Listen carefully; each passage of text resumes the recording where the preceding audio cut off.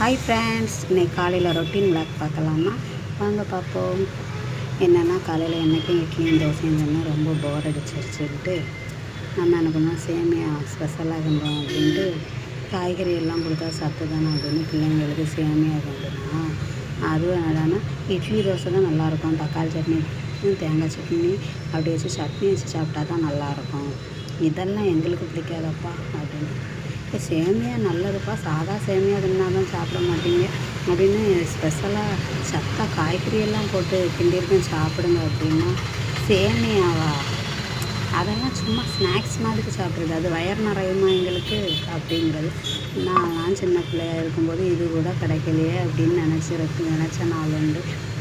என்னைக்காவது ஒரு நாள் சேமியா உப்புமா அப்படிலாம் ரவா உப்புமா அப்படிலாம் கிண்டுறாங்க அப்படின்னா அவளோட போய் பார்த்துக்கிட்டே இருக்க, எப்படா செஞ்சு முடிப்பாங்க நமக்கு தருவாங்க அப்படின்ட்டு தட்டெல்லாம் எடுத்து வச்சுக்கிட்டு இருக்கேன். அவங்க செஞ்சு முடித்து எல்லாருக்கும் கொடுத்துக்கிட்டு, சேமியா உனக்கு வேணுமா அப்படின்னு கேட்பாங்க.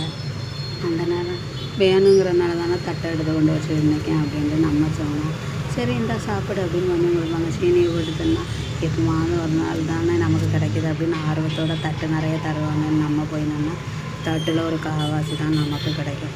சரி இதுவாக கிடச்சிச்சு, கடவுளே நமக்கு கொடுத்து வச்சது அவ்வளோதான் அப்படின்னு அதை வாங்கி ஒரு ஓரமாக உட்காந்து அதை ரசித்து நம்ம சாப்பிட்ட நாட்கள் வந்து சாப்பிட்டுட்டு இருக்கும்போது அப்போ தான் பக்கத்து வீட்டு பிள்ளைங்க வரும். சேமியாவை அவங்க வீட்டில் எனக்கும் கொஞ்சம் கொடுங்களேன், நானும் சாப்பிட்றேன் அப்படின்னு அவங்க வாங்கி, அது சரி சின்ன பிள்ளைங்க கேட்கும்போது நம்ம கொடுக்காம இருக்க முடியும் அப்படின்னு அவங்கள வந்து கொஞ்சம் சாப்பிடு அப்படின்னு அதுங்கள்ட்ட கொடுத்தா அது நம்மகிட்ட இருக்க மொத்தத்தையும் தின்னுக்கிட்டு, அக்கா நல்லா இருக்குக்கா, நான் சாப்பிட்டுட்டேன், உங்களுக்கு வேணும்னா நீங்கள் உங்கள் அம்மாட்ட போய் வாங்கி சாப்பிடுங்க, அங்கே இருந்தால் ஏன்டா நான் ஒரு ஓரமாக வந்து உட்காந்து சாப்பிட போகிறேன் அப்படின்ட்டு நான் நினச்சிக்கிட்டே சாப்பிட்டுட்டு உட்காந்துருப்போம். இங்கே என்னடான்னா இதுகளுக்கு டெய்லி நம்ம என்ன செஞ்சு கொடுத்தாலும் அதில் குறை கண்டுபிடிக்கிறது தான் இதோட வேலையாக இருக்குது. என்ன பண்ணுறது, நம்ம பாட்டில் செஞ்ச சத்தான ஆகாரத்தை செஞ்சு கொடுப்போம்னு நம்ம நினைப்போம்.